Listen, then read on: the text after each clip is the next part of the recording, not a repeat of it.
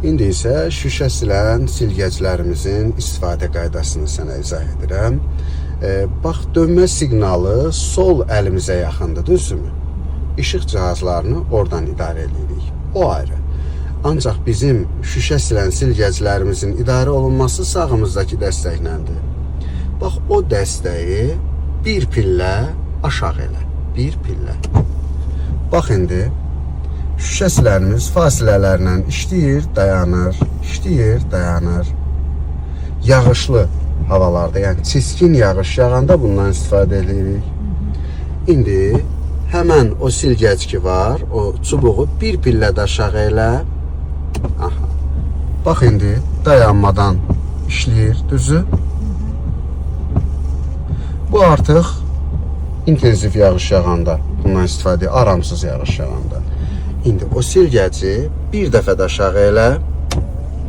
Bax, daha sürətli işləyir, düzdürmü? Daha güclü yağış yağanda bundan istifadə edirik. İndi onu qaldır yuxarı, bir pillədə qaldır, söndür. İndi misal olaraq sənin alın şüşədə, yəni ön şüşəmizdə, patpresdə hər hansısa bir ləkə var, onu silmək istəyirsən. Bunun üçün su lazımdır, düzdürmü? Həmən o dəstəyi özvə tərəf çək, çəkili saxla. Bax, gördün, su vuraraq yudur. Söndür, əlvi çək, silib, qurtarıb dayanasıdır. Aydın oldu.